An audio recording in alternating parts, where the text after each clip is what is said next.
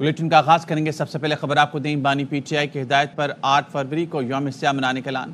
سابق اسپیکر اسد کیسر کہتے ہیں 8 فروری کو عوامی مینڈیٹ پر ڈاکہ ڈالا گیا تھا، پی ٹی آئی یوم سیاہ منائے گی۔ ہم اپنے تحفظات کو پیچھے رکھ کر ملک کے لیے مذاکرات میں بیٹھے ہیں، ملاقات کو ہوا بنایا ہوا ہے۔ بیرسٹر گوہر اور اداروں نے واضح کر دیا ملاقات سیکیورٹی ایشو پر تھی۔ پی ٹی آئی کی اس بار احتجاج کی حکمت عملی مختلف ہوگی، کمیشن نہیں بنایا تو مذاکرات ختم سمجھیں۔ 8 فروری کو تو ہم ضرور منائیں گے، کیونکہ 8 فروری تو ہمارے ساتھ جو ہمارا مینڈیٹ ہم سے زبردستی چھینا گیا ہے، یہ تو پاکستان کی تاریخ کا بدترین دنوں میں شمار ہوتا ہے۔ یہ تو ہم بلیک ڈے ضرور منائیں گے، کیونکہ یہ بلیک ڈے ہے۔ اسی دن عوام کی حقوق پہ ڈاکہ ڈالا گیا۔ ہماری سیریس کنسرن ہے، ہم نے اپنے کنسرن کو جو ہے نا تھوڑا پیچھے رکھا ہے۔ ملک کی خاطر ہم سب کچھ کر سکتے ہیں۔ ملاقات تو ادھر ہوئی ہے، سیکیورٹی کی ایشو پہ ہوئی ہے، اور اس میں تمام پولیٹیکل پارٹیز تھی، اور اس کو یوں ہی جو ہے نا ہوا بنایا جا رہا ہے۔ برسٹر گورنر نے بھی وضاحت کر دی ہے، اداروں نے بھی وضاحت کی کہ سیکیورٹی ایشو تھی۔ نہیں مانتے جوڈیشل کمیشن کا تو ہم مذاکرات کا بوریا بسترا گول سمجھیں؟ ہاں بالکل، اگر نہیں ہوتی تو پھر کوئی مذاکرات نہیں ہے۔ 2-2 3-3 دروازوں سے مذاکرات نہیں چلا کرتے۔ اب چھوٹے چھوٹے دروازوں، کھڑکیوں اور روشن دانوں میں جھانکنے کا فائدہ نہیں۔ حکومتی مذاکراتی کمیٹی کے ترجمان عرفان صدیقی کا بیرسٹر گوہر کے دعووں پر رد عمل۔ کہا آرمی چیف سے پی ٹی آئی کے چیئرمین بیرسٹر گوہر کی ملاقات کی تفصیلات اور مکالموں کا علم ہے۔ بیرسٹر گوہر نے اسے بیک ڈور پروسیس کا نام دیا اور کہا کہ بیک ڈور پروسیس بھی چلے گا اور فرنٹ ڈور بھی۔ بانی پی ٹی آئی بھی ملاقات پر اطمینان کا اظہار کر رہی ہیں۔ علیمہ خانم نے بھی ملاقات خوشائند قرار دی۔ 190 ملین پاؤنڈ کیس کا فیصلہ اتنا خراب ہے کہ ہائی کورٹ کو 2 سماعتوں میں ہی اسے باہر پھینک دینا چاہیے۔ علیمہ خانم کہتی ہیں بانی پی ٹی آئی فیصلہ سن کر ہنس پڑے۔ کہا اچھا 14 سال سزا ہے، اس سے زیادہ ہو جاتی، جس پر وکیلوں نے بتایا زیادہ سے زیادہ اتنی ہی سزا ہو سکتی ہے۔ بانی پی ٹی آئی کی ہدایت پر یوم سیاہ منانے کا اعلان۔ 8 فروری کو یوم سیاہ اور شٹ ڈاؤن کی کال دی جائے گی۔ وکیل فیصل چودھری کہتے ہیں بانی نے علی امین گنڈاپور کو ہدایت جاری کر دی۔ بانی نے کہا ہے کسی دباؤ پر نہیں جھکیں گے، ہر طرح کی مصیبت جھیلنے کو تیار ہیں۔ وزیر اطلاعات عطا تارڑ نے علی امین گنڈاپور کو اچھا آدمی اور اپنا دوست قرار دے دیا۔ کہا کیمرے کے سامنے پی ٹی آئی والوں کی مجبوری ہے، کیمرے کے پیچھے ہم سے شیر و شکر ہوتے ہیں۔ 26ویں ترمیم پر بھی ساتھ دیا، بعد میں جیل میں ڈانٹ کھائی۔ وزیر اطلاعات نے دعویٰ کیا القادر یونیورسٹی میں طلبہ کارٹون دیکھتے ہیں۔ 190 ملین پاؤنڈ سزا پر اپیل بھی نہ جائیں، پنجاب کی سینئر وزیر مریم اورنگزیب کا مشورہ۔ کہا بانی نے این سی اے کو خط لکھ کر جو گڑھا کھودا اس میں خود گر گیا۔ برطانوی تحقیقاتی ایجنسی نے نواز شریف کو کلین چٹ دی۔ وزیر اطلاعات پنجاب عصمت بخاری نے کہا شہزاد اکبر اور فرح گوگی نے مل کر ڈیل کرائی۔ بانی پی ٹی آئی پہ مقدمات سیاسی مصلحت کے تحت ہیں۔ اگر یہ کرپشن کا مقدمہ ہے تو شہباز شریف اور زرداری کو بھی اڈیالہ میں ہونا چاہیے۔ امیر جماعت اسلامی حافظ نعیم کہتے ہیں سیاسی بنیادوں پر بنائے گئے مقدمات ختم ہونے چاہیے۔ اور اب بات کریں گے نارتھ کراچی سے لاپتہ 7 سال کے سان کی لاش مل گئی۔ 11 روز سے لاپتہ بچے کی لاش اپارٹمنٹ کے ٹینک سے ملی۔ بچے کی گمشدگی کے بعد پولیس، فرسا اور اہل محلہ نے اس ٹینک کا کئی بار معائنہ کیا تھا۔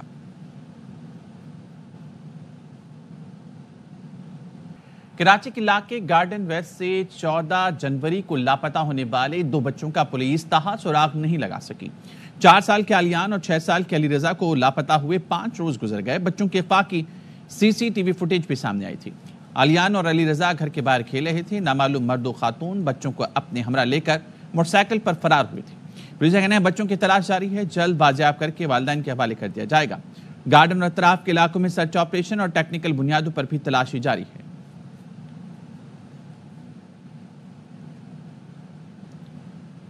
جڑاوالا کی منڈی بچیانہ سے 13 سال کے لڑکے کے شاہزیب کی لاش مل گئی۔ شاہزیب گزشتہ 2 دن سے لاپتہ تھا۔ پولیس کے مطابق شاہزیب کریانہ سٹور پر کام کرتا تھا۔ ورثا کو عبد الرحمان نامی شخص پر قتل کا شبہ ہے۔ کشتی حادثے کی تحقیقات کے لیے بنائی گئی اعلیٰ سطح تحقیقاتی ٹیم مراکش روانہ ہو گئی۔ 4 رکنی ٹیم 3 سے 4 دن قیام کے دوران پاکستانیوں پر تشدد اور قتل کی تحقیقات کرے گی۔ ایڈیشنل سیکرٹری داخلہ سلمان چودھری ٹیم کے سربراہ ہیں۔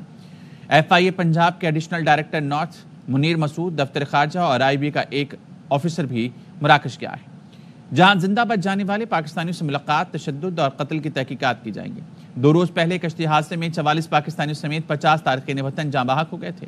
12 افراد کا تعلق گجرات سے تھا۔ سیالکوٹ اور منڈی بہاؤالدین سے تعلق رکھنے والے بھی کشتی میں سوار تھے۔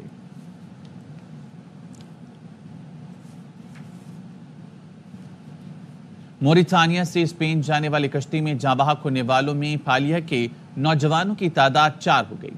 پھالیہ کے گاؤں سیرے کی رہائشی احتشام کی موت کی تصدیق والد نے کی۔ احتشام کی لاش نہ مل سکی۔ گاؤں میں مرحوم احتشام کے لیے فاتح خوانی کی گئی۔ والد سے تعزیت کے لیے دور دور سے عزیز و قارب پہنچے۔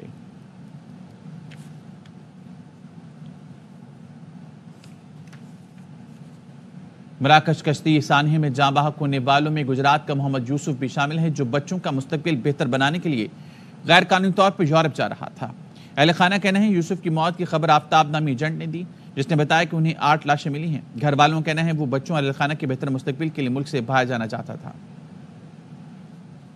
آفتاب نام کا ایجنٹ ہے جو مراکش میں تھا، بات کی تو وہ کہتا ہے جی یوسف فوت ہو گیا۔ اس نے بولا جی 8 باڈیاں پڑی ہیں اور وہ علاقہ جو ہے متنازع علاقہ ہے۔ بولا آپ آج جائیں گے، کل جائیں گے، 2 دن بعد جائیں گے، کب تک جائیں گے؟ وہ کہتا جی یہ میں نہیں بتا سکتا، مجھے جب پرمیشن ملے گی پھر جاؤں گا۔ بہت اچھا 4 سال تھا۔ اچھا، ہمارے ساتھ 35 سال اس نے دکانداری کی ہے۔ بہت اپنے کاروبار میں پھر سی، کسی نے ماڑی نہیں چنگی نہیں، اپنے کاروبار والتے آنے کسی پیسے تھوڑے دیتے تا بھی لا لینا کہ چلو کوئی گل۔ یہ 21 لاکھ روپیہ لے لیا نے، 6 لاکھ روپیہ دوایا نے اتنے دا رضا علی رضا وہ بھی موجود نے۔ انہیں آخیا میں تمہیں توڑ کھڑا دا بائر کھڑا دا، ٹھیک ہے۔ انہیں اتنے جا کے آخیا میری یہ انہیں پیسے پہلے لے لے 21 لاکھ روپیہ، اس بعد اسی مجبور ہو گئے ہاں۔ بھائی نے آخیا پیچھے آ جاتا یار میرے پیسے ضائع ہوندے، میں پلاٹ بڑے اوکھیاں کو لیا سی تے پھر ویچیا باہر جان واسطے۔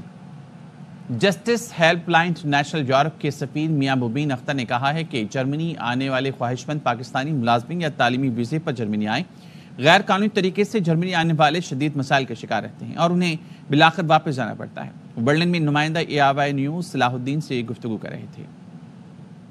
لوگ آئیں وہ لیگل طریقے سے آئیں، کیونکہ اگر ایلیگل طریقے سے آئیں گے تو وہ یہاں پہ پہنچ ہی نہیں پائیں گے، اور کچھ پہنچ بھی جاتے ہیں تو ان کا حال بہت برا ہوتا ہے یہاں پر، پھر سیلم کروانا پڑتا ہے، پھر اس کے بعد پھر وہ سیلم ختم ہو جاتا ہے، پھر واپس چلے جاتے ہیں وہ لوگ۔ بہتر تو حل یہ ہے کہ وہاں سے جاب سیکر ویزا لے کر آئیں یا اپنی تعلیم اسٹڈی کمپلیٹ کرنے کے لیے یہاں پر تشریف لے کر آئیں۔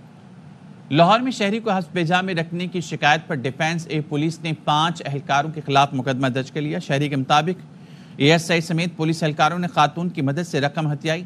سابقہ بیوی نے اہلکاروں کے ساتھ منصوبہ بنایا تھا۔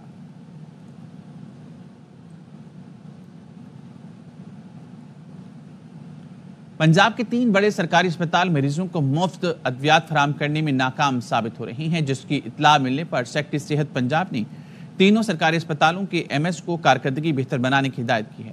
مریضوں کو مفت ادویات کی فراہمی میں ناکام رہنے والے اسپتالوں میں MT چلڈرن اسپتال، MS ساہیوال ٹیچنگ اسپتال، MS شیخ زید اسپتال شامل ہیں۔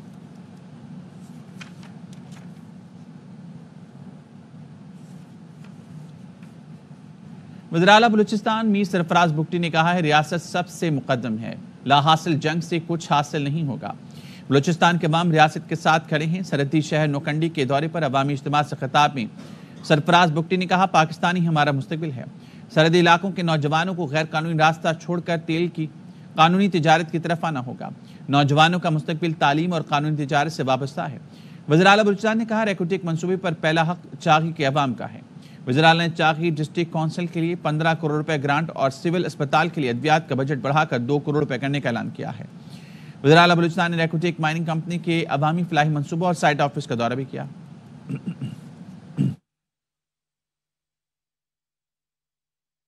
موسم کی بات کریں، ملک میں سردی کی نئی لہر شروع ہو گئی۔ کوئٹہ سمیت بلوچستان کے مختلف علاقوں میں بارشیں، پہاڑوں پر برف باری بھی ہونے والی ہے۔ اخوان بارڈر کے قریب چمن میں برف باری ہو گئی۔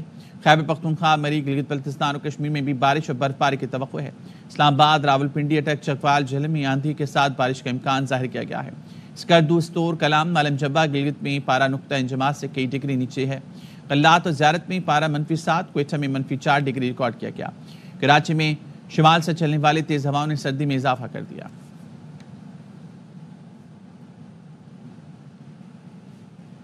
سوات کے سیاحتی مقام معلم جبہ میں سیاحوں نے ڈیرے ڈال دیے۔ سیاح چیئر لفٹ، زپ لائن اور اسکی سے خوب لطف اندوز ہو رہی ہیں۔ دیکھتے ہیں سوات سے شہزاد عالم کی رپورٹ۔